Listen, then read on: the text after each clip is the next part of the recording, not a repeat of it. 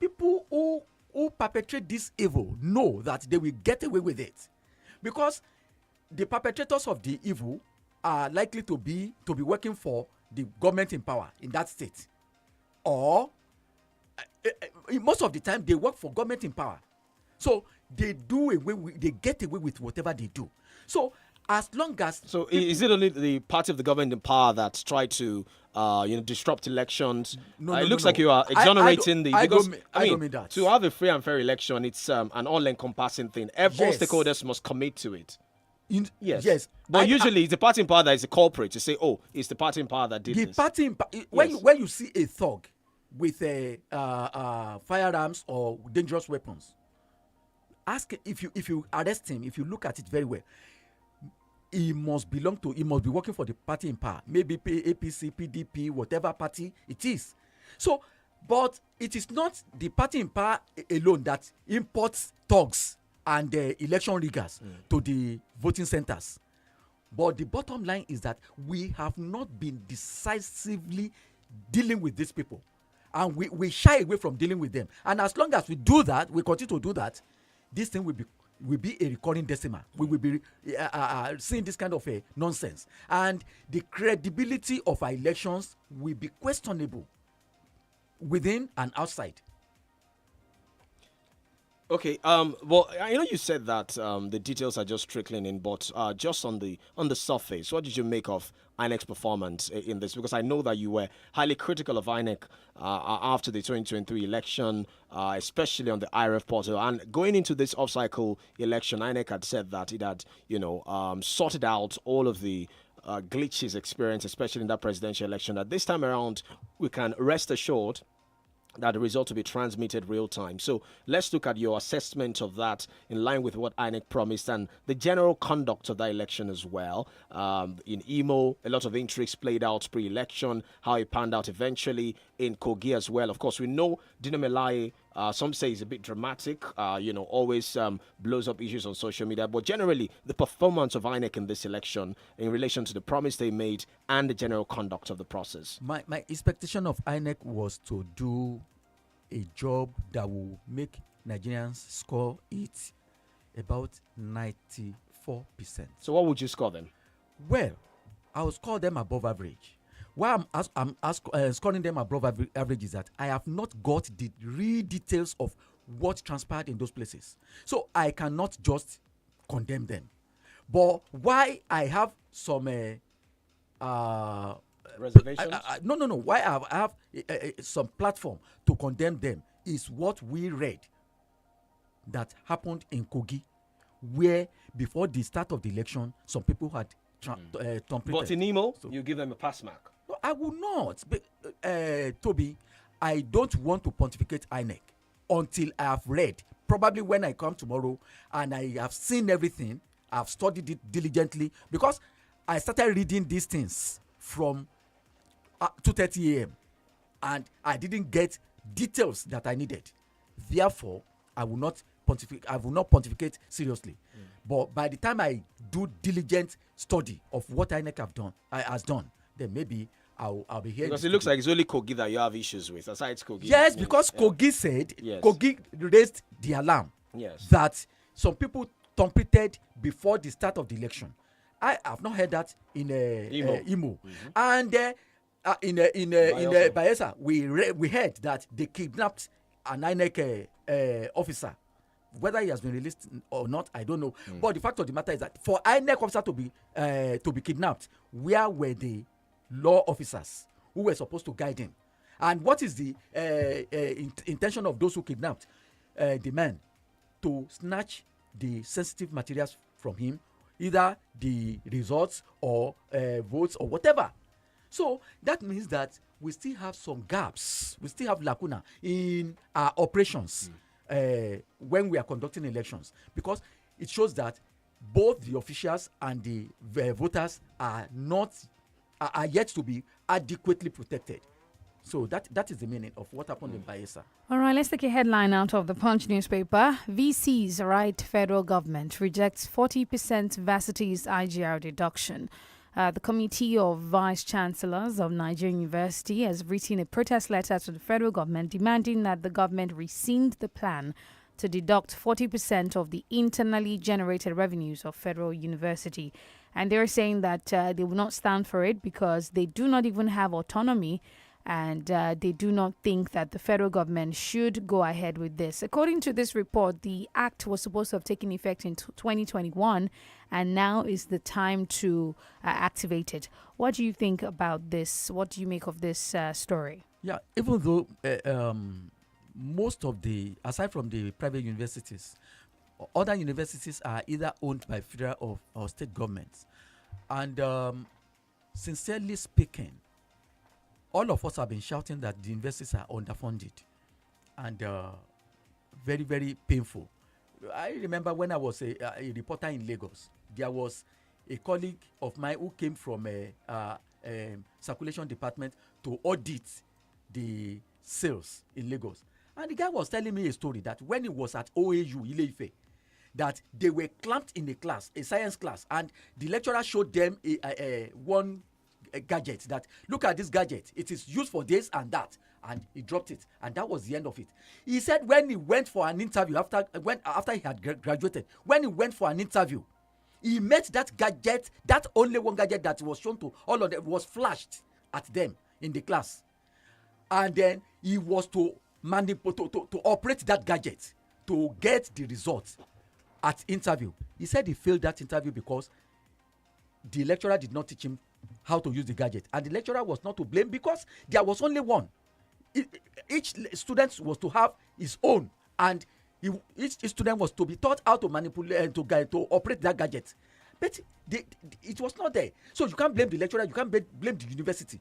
The student was half-baked, and when he got to labor market, the labor market rejected him. That is the dilemma that our students are facing in the universities. And then if the universities sweat to generate money internally, and government is saying bring the money, I want to take 40%, when they are underfunded already, that is carelessness. It is not expected of federal government at all. University is not expected to generate money for them. The solid minerals are there that government is wasting and allowing foreigners to come and steal with the connivance of some Nigerians. They steal them and they cut them away to develop their own countries over there, to turn them into final products which they import back to the country, and then we pay huge sum of money to buy them. So federal government should look out, around and see what to make, what to turn to money, and not university. Leave university alone. Fund university very well. Stop half-baking our students, because it is not in the interest of the students. It's not in the interest and of the parents. And the interest of the parents, because this will come back. I've just said it, that it's not in the interest of the parents, and it's not in the interest of the nation. Even it's not in the interest of the world that we are producing half-baked graduates. All right. Okay. You've talked about funding of universities, but there are those who also, toe the line of argument that maybe it's time for us to look towards university autonomy, universities being able to operate on their own, the federal government not interfering in the operation anymore, being able to generate revenue that will drive more innovation and make them more competitive, on the global scale. That what the federal government is asking for should come after these universities have been granted autonomy. Now, what the universities are having now is partial autonomy. Yes, because the government is still. Because government is a proprietor. Government should fund it, but how the university is run is what we are talking about. So government should continue to fund. Hold on. Yes. Government can fund.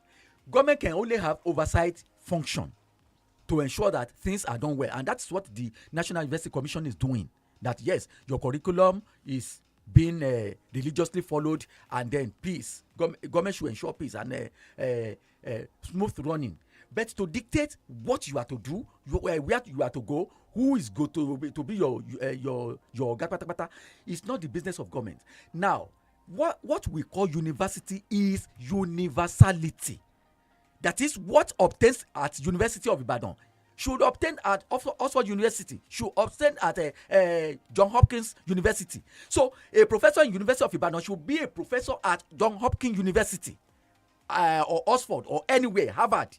So that is why university environment is a closed circuit. So it is not expected to be infiltrated. And universities in the past used to, just like army barracks. Army barracks are not situated within the town. Unfortunately, what we have is that the town had gone to meet the army barracks there. The town had gone to meet University of Ibadan and the other universities. Aside from all these new generation universities that are sited inside the cities. So they are a town. They are towns within towns. So they are not supposed to be infiltrated by the outside town. So, but outside town is disturbing the universities that are towns within towns. And one of the disturbers is the government itself, saying that, okay, you go and generate money, give me 40% of it. The money is not even enough for the university to run properly. So that is why government must look elsewhere to look for money, to get money. All right, we have to go on a break now. When we return, we'll open the phone lines to take your reactions to the stories. We'll be back.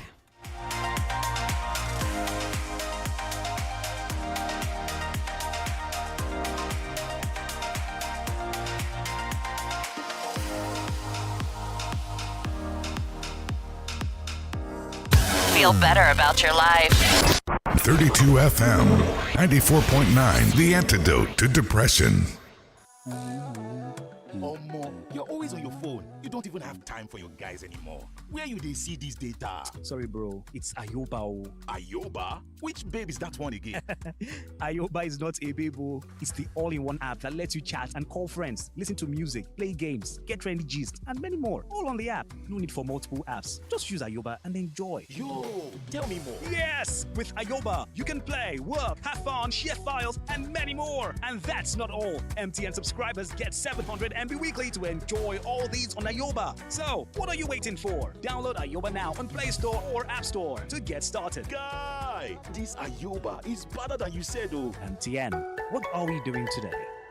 Power on sachet, 100 naira. I said power on sachet, lele, 100 naira. It good for food, it good for your pocket, 100 naira. Mama, papa, power all the go, 100 naira.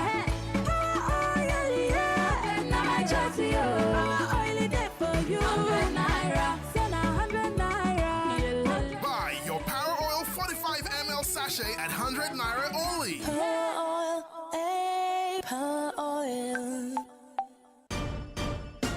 I have a little cup, sir, in my little chest, sir. Anytime I cough, sir, it makes a heavy sound, sir. You have a cough. I know just what you need. I'll give you Uniplex. It will clear your chest fast. Fast, fast, fast. Clear your chest fast. Uniplex. Uniplex. Uniplex cough syrup gives you relief from sore throat, cold and chesty coughs. Manufactured by Daily Needs Industries Limited. Uniplex cough syrup is for children and adults. Uniplex. Uniplex. If symptoms persist after 2 days, consult a doctor. Kí ló ń sún ọpọ́n ìrẹsì jọ̀lọ́ọ̀fù lọ sípele ìgbádùn tó ga?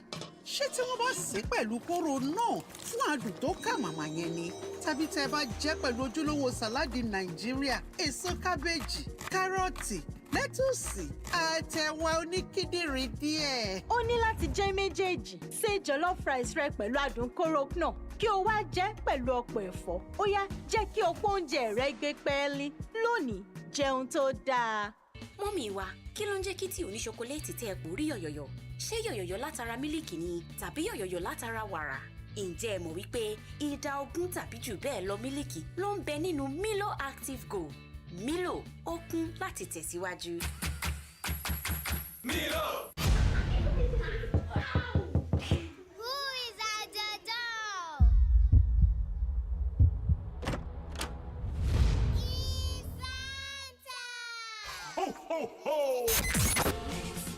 Children Children, are you ready to experience the best Santa party of the year? 32 FM Laughter Santa is back with more goodies than you can count. 23 days of fun, games, and gifts with 32 FM's Laughter Santa from the 2nd of December to the 24th of December 2023. Venue Bond Mall, MKO Abiola Way, Ring Road, opposite Total Filling Station, Ibadan. Gate fee still 2,000 naira only. Time 10 a.m. daily. For sponsorship and inquiries, call Sumbo on 0908 738279 or OI on 0813 125 1915. Beyond the Laughter Park from Santa, there's also more on the Laughter Santa Raffle Show every day from 4:10 to 5 p.m. where every caller is a winner of super gifts like plots of land, tiles, school fees, bags of rice, electronic gadgets, and lots more. Laughter Santa is proudly supported by Alleluia Oil, Right Food, Delight Chin Chin, Danabid Homes and Properties, RC Cola, Tiwa the Wise Monkey, Letty G Properties, Boom Drinks, iShow Gadgets, La Casera, Crunchy Cheese Balls, and Fan Milk. Don't miss out on 32 FM's Laughter Santa 2023. See you there. Connection is very important, especially when it's strong, and you don't realize this until you are cut off. Keep your connection strong at home or on the go with INT'L Home Broadband Internet. Get any of our devices like the 7500 MiFi or the 10,000 router with instant 30 gigabytes or the 20,000 router with instant 100 gigabytes. Hurry to the nearest INT'L shop or visit www.airtel.com.ng/HBB to get started. INT'L, a reason to imagine. 32 FM 94.9.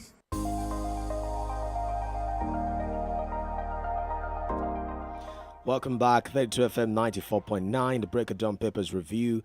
We've dealt with some of the stories across the dailies. We've also done the analysis as well. It's time for you to be a part of the conversation by calling 070-55-000-949. You can also call 08097-000-949. All right, we take some reactions on Facebook as well. Remember, we're live on Facebook. It's 32FM 949 Ibadan. Hello, good morning. Hello, good morning. Hello, good morning. Good morning. Morning. I'm John Uso. Thank you.